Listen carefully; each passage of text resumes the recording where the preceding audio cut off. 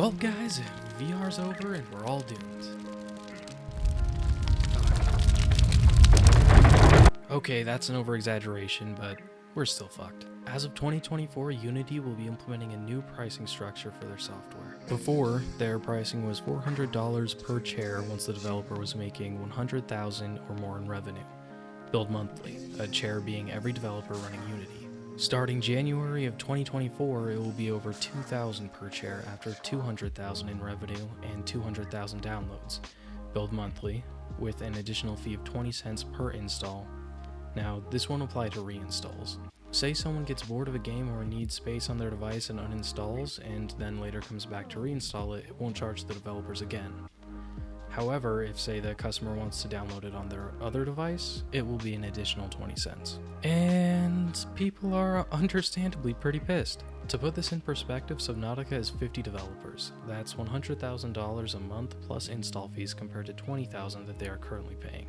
It's estimated Unknown Worlds Entertainment, the studio behind Subnautica, has made around $38 million in revenue as of 2018. That's approximately $7,900 per month. I don't have data statistics from 2018, but as of 2020, Subnautica has sold 5.23 million copies.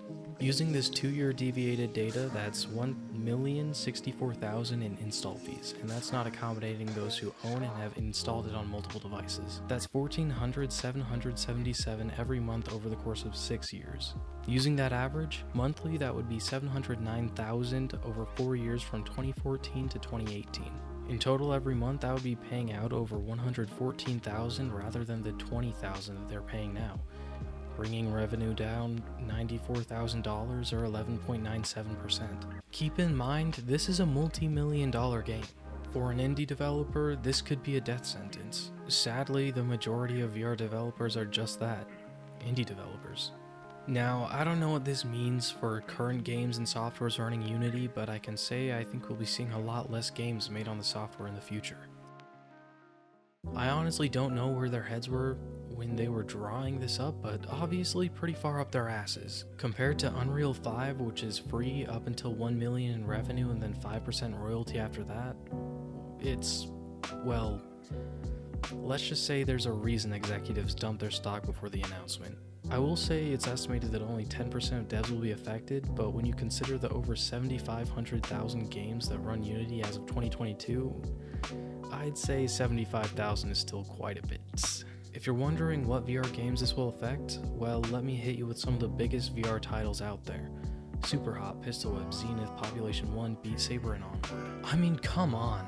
Developers such as Aggro Crab, who are releasing a game to Game Pass with 25 million subscribers, could be in jeopardy and unable to maintain these high prices. I'm worried that moving forward, we may see indie developers fearing becoming big because they can't afford these high prices.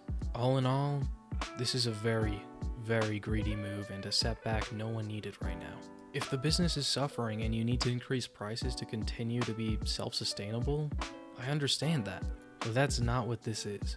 This is 0 to 100 with the finish line being insurmountable wealth. But enough of what I think. Let's take a look at what the devs are tweeting on Twitter. X. Buy Cult of the Lamb now, because we're deleting it on January 1st. Kissy face. Remember everyone, these new terms for Unity might seem better on paper compared to what it was, but don't forget what just happened. These terms can change at a whim, and no one in charge paid the price for the initial fuck up. I would happily pay rev share to Unity even at lower thresholds. My issue is I still am not seeing anything truly protecting us from a random price change. I want process and legal agreement, not trust me bro, especially after they showed they can't be. Yep, that's right. After being relentlessly berated by the devs via Twitter, X, they finally decided to go back and revise the payment plan, which, too late. Now, they are giving you the option of the runtime fee or a 2.5% revenue share. And this is great. It's always good to see a corporation hearing the outcry of the people and responding to it, but the damage is done.